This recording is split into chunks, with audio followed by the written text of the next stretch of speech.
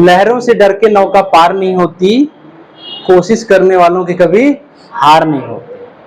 तो अगर आप चाहते हो कि आपके लाइफ में कुछ भी अच्छा हो, आप सक्सेस हो, या पहला सक्सेस एक स्टूडेंट के लिए क्लास 10th बोर्ड एग्जाम होता है। 10th बोर्ड एग्जाम में आपके कितने मार्क्स आते हैं, आपकी फ्यूचर उसी पे लोग डिसाइड करते हैं, जज करते हैं। ऐसे फ्यूचर बनता नहीं है, लेकिन पहला जो स्टेप होता है खुद को प्रूव करने के लिए, वो कौन सा एग्जाम होता है? 10th board exam. आपके पेरेंट्स आपके ऊपर बहुत अमाउंट खर्च कर रहे होते हैं, कितनी मेहनत से, कितनी मुश्किल से आपकी फीस सबमिट करते हैं, आपकी यूनिफॉर्म, आपके बुक्स, आपकी हर जो बेसिक एमिनिटीज की चीजें हैं वो ला करके देते हैं, और फिर वो 10 साल पढ़ाते हैं, और फिर उनको क्या चाहिए? 10th में आपके अच्छे रिजल्ट्स चाहिए। समझ आ रहा है? लेकिन अगर फिर भी आप उनको बदले में आप अच्छे मार्क्स ला के नहीं दे पा रहे हो, तो ये कितनी मतलब शर्म की बात होनी चाहिए एक स्टूडेंट के लिए कि हमारे मम्मी पापा कितना मेहनत कर रहे हैं और हमारी फीस सबमिट कर रहे हैं, हमको जो चाहिए, कपड़ा चाहिए, क्लॉथें चाहिए, जो भी शौक की सामान है आपको ला करके देते हैं, उनको बदले में केवल एक मार्क्स चाहिए, जो आपको वही काम करने के लिए आपको सब कुछ बोला जा रहा है। आप स्कूल जा रहे हो, कोचिंग जा रहे हो, घर पे पढ़ रहे हो, सेल्फ स्टडी कर रहे हो, एग्जाम दे रहे हो, टेस्ट दे रहे हो, सब कुछ कर रहे हो, अल्टीमेटली फाइनल रिजल्ट चाहिए उनको, मार्क्स चाहिए। देखो, जब रिजल्ट का दिन आता है ना, तो किसी के पेरेंट्स बहुत अच्छे खुश होते हैं और किसी के पेरेंट्स बहुत दुखी होते हैं, और कोई स्टूडेंट बहुत खुश हो रहा होता है, कोई बच्चा अपने पापा को फेस नहीं करना चाह रहा होता है कि हमें मम्मी पापा को फेस न करना, हम कैसे जाएं उनके सामने। भाई साल भर 2 साल अपने मेहनत सबको बराबर करना है। देखो, एक टीचर होता है, सारे बच्चों को सेम पढ़ाता है, लेकिन कोई बच्चा 98% मार्क्स ला रहा है और कोई बच्चा 60% ला रहा है, कोई बच्चा फेल हो जा रहा है। अब बताओ अंतर क्या है, डिफरेंस क्या है? टीचर सेम, बुक सेम, सब कुछ सेम, लेकिन एक बच्चे यहां तक जा रहा है, एक बच्चे यहां जा रहा है, एक बच्चे यहां जा रहा है। समझ रहे हो इसका प्रॉब्लम क्या है? कहां पर दिक्कत है, क्या हो रहा है? तो इसका मेन जो रीजन है, देखो, सारे बच्चे पढ़ाई कर रहे हैं, जो बच्चा खुद से एक्स्ट्रा ऑर्डिनरी कुछ कर देता है वो टॉप कर जाता है। देखो, जैसे पढ़ने के टाइम पे सारे बच्चे पढ़ते हैं ना, वीकडे में हम स्कूल रोज जाते हैं, सारे बच्चे स्कूल जा रहे हैं। अब घर पे कौन बच्चा कितना पढ़ रहा है ये भी मैटर करेगा। छुट्टी वाले दिन, संडे के दिन आप मस्ती कर रहे हो या पढ़ रहे हो? गर्मी की छुट्टियां हो रही हैं, समर वेकेशन हो रही है, मेन मुद्दा हमारा यही है। कुछ बच्चे ये चाहते हैं कि बिना एफर्ट्स किए हुए हमें मार्क्स आ जाए। बिना एफर्ट्स के कुछ भी मिलता नहीं है। समर वेकेशन हो रहा है, 2 बच्चे हम ले रहे हैं, ठीक है? एक बच्चा ये है, एक बच्चा ये है, ठीक है? ये ए हो गया, ये बी हो गया, ठीक है? 2 बच्चे हैं, ये ए और बी। समर वेकेशन में इसको भी मिला 30 डेज का लीव, इसको भी मिला 30 का, एक एवरेज ले रहा हूं, ठीक है? कुछ भी हो सकता है, 10 हो सकता है, 20 हो सकता है, 15 हो सकता है ना, 30 हो सकता है, कुछ भी हो सकता है। अब गर्मी की छुट्टियों में ए ने क्या किया, कहा कि अरे 12 महीने तो हमने पढ़ाई ही किया है, चलते हैं थोड़ा मस्ती कर लेते हैं, नानी के यहाँ घुमाते हैं, यहाँ घुमाते हैं, वहां घुमाते हैं, है ना? अब ये बच्चा चला गया घूमने। अब जिसने भी पढ़ाई किया था, कंटिन्यू में रिदम उसका बना हुआ था। देखो, स्टडी एक ऐसी चीज होती है ना बच्चों, कंटिन्यूटी से आती है। आप कितने भी अच्छे हो पढ़ने में, टीचर है, मान लो मैं पढ़ा रहा हूं, मैं अगर 5 साल नहीं पढ़ाऊं, सारी मेरी ज्ञान बुद्धि खत्म हो जाएगी। पढ़ाई ऐसी चीज है जिसको जितना यूज करोगे ना, उतना ही आपका साथ देगा, जितना खर्च करोगे उतना ही आपको ये स्ट्रॉन्ग करेगा। समझ रहे हो? एक टीचर पढ़ाना छोड़ दे 2 साल, उसके बाद जाए पढ़ाने, होगा नहीं डेरिवेशन, उससे होगा नहीं न्यूमेरिकल, फंस जाएगा। टीचर भी पढ़ता, हम नहीं पढ़ते हैं, हम कंटिन्यूअस पढ़ते रहते हैं। क्या बच्चा कौन सा क्या क्वेश्चन पूछ दे, भाई टीचर को भी तो देखना होता है। भले हमने बीटेक किया, एमटेक किया, कुछ भी सारी पढ़ाई कर ली है, कई बार क्या होता है, कभी कभी एक क्लू होता है, एक छोटी सी ट्रिक होती है जो टीचर को क्लिक नहीं कर रहा होता है, लेकिन बच्चा क्लिक कर गया तो वो क्वेश्चन हो जाएगा। टीचर भी फंसते हैं ना कभी कभी। ऐसा नहीं कि टीचर को आ नहीं रहा है, टीचर को उस टाइम पे क्लिक नहीं किया, वो मेथड क्या है। भाई टीचर एक बार देख लेगा तो दोबारा आपको बहुत बेहतरीन तरीके से समझा देगा, तो ऐसा नहीं होता। अब दूसरा बच्चा बी है, इसने कहा सारे बच्चों से हटके इसने गर्मी की छुट्टियों में चुपचाप अपनी तैयारी खामोशी से करता रहा। बाकी दोस्तों को बताया यार हम घूमने गए थे, हम यहाँ गए थे, वहां गए थे, तैयारी अपना वो कर रहा है।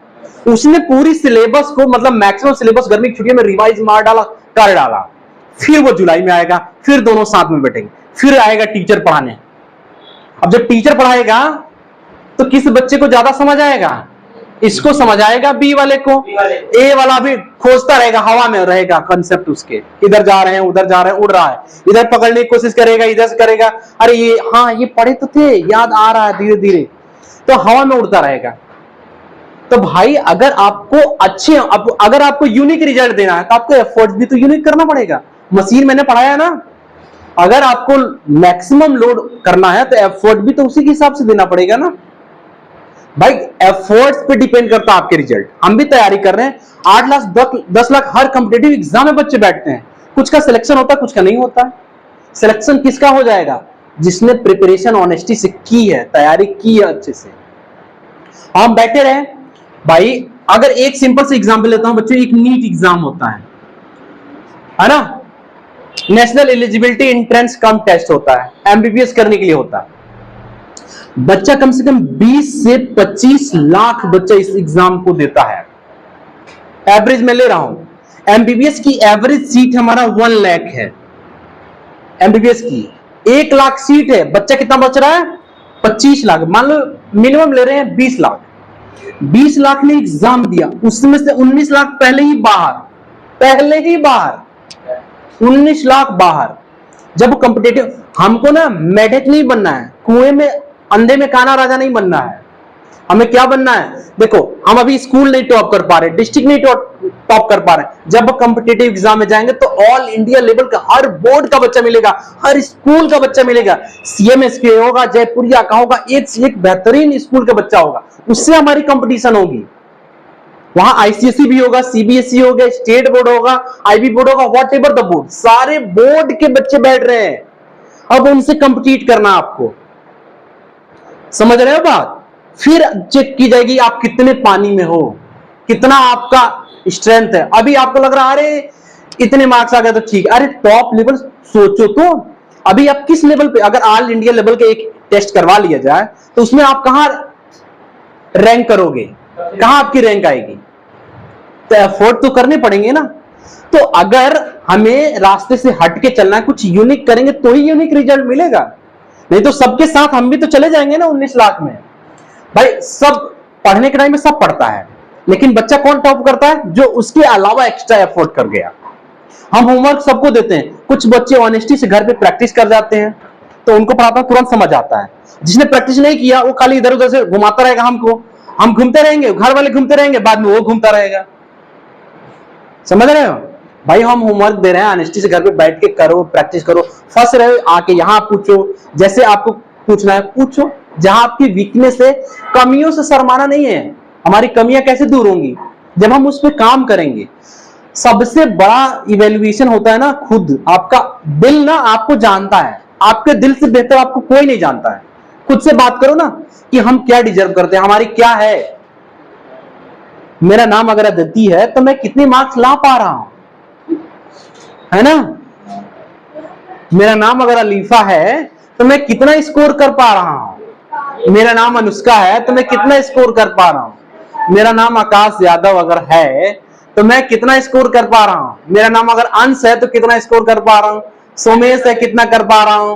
शेखर है, अनुराग है, प्रिंस है, शिवम है, अनमोल है, रजत है, अर्व है, सब है, आयुषा, माही, प्रियांशी, पायल, है ना, उज्जवल, है ना। तो भाई हम कितना स्कोर कर पा रहे हैं? पढ़ तो एक ही टीचर से रहे हैं, कोई दिक्कत नहीं होनी चाहिए। समझ रहे हो बच्चों? तो एफर्ट करो, मेहनत करो, अलग हटके करोगे तो ही रिजल्ट भी अलग हटके आएगा। एवरेज करोगे, सबके जैसे करोगे तो सबके जैसे होगा। समझ पा रहे मैं कहना क्या चाह रहा हूं? नहीं समझ पा रहे हो? मतलब रास्ते से हटके चलना है ना, तभी तो इतिहास बनेगा। भाई आप मोहम्मद गजनवी के जानते हो? उसने भारत के ऊपर 17 बार 17 टाइम्स अटैक किया, हार नहीं माना उसने। 18वें बार में सक्सीड हो गया, और उसका पता है उसको इंस्पिरेशन कहां से मिला? वो सो के देख रहा था, एक चींटी थी जो एंट होती है, वो दीवार पे से चढ़ रही थी, बार बार चढ़ रही थी, बार बार गिर रही थी, बार बार चढ़ रही थी, बार बार गिर रही थी। उसने देखा चींटी 17 बार चढ़ी, 18वें बार में चढ़ गई। उसने कहा, तो जब उसने हिम्मत नहीं हारी तो मैं अपना हिम्मत क्यों हार जाऊं? और एक्साइटेड नहीं होना, खुद को कंट्रोल में रखना होता है, अपनी एनर्जी को ना एक डायरेक्शन में। हमने आपको पढ़ाया था ना कन्वर्जेंट और डाइवर्जेंट, तो हमें कैसे बनना है? कन्वर्जेंट, एक पॉइंट पे हिट करना है, चिड़िया की आंख दिखनी चाहिए। डाइवर्जेंट नहीं बनना है, और दूसरे के ऊपर कमेंट भी नहीं करना। कमेंट पास करना सबसे गंदी आदत है, कभी कमेंट मत करो। खुद को देखो, खुद पे काम करो, अच्छा स्कोर करो। समझ रहे बच्चों? तो आज का मोटिवेशन का यही मकसद था कि थोड़ा सा ध्यान रखिए, समझिए और हटके काम करिए। बैठना नहीं, आराम नहीं करना है। अगर आराम करने लगे आप तो जिंदगी भर आराम करोगे। हाँ, एक चीज और मैं बताना चाहूंगा, हर व्यक्ति अगर अभी तो मेहनत कर लोगे ना, बाद में मजे करोगे, और अभी मक्कारी कर लिए तो बाद में आपको झेलना पड़ेगा।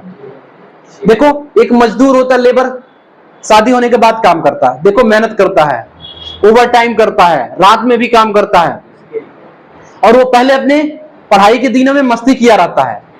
और जो स्टूडेंट पढ़ाई के टाइम में कंसंट्रेट रहता है, पढ़ाई कर रहा होता, आगे चलकर अधिकारी बन जाता है, फिर 10 बजे तक सोता आराम से, कोई बात नहीं। फिर जिंदगी उसकी बनी हुई है, उसके बच्चों की खर्च सरकार दे रही है, उसकी गाड़ी का बिल, उसका मोबाइल का बिल, उसकी फ्लाइट की बिल सब गवर्नमेंट दे रही है। अब पहुंचो तो पढ़ाई तो करो, सब कुछ है वहां पे। समझ रहे हो?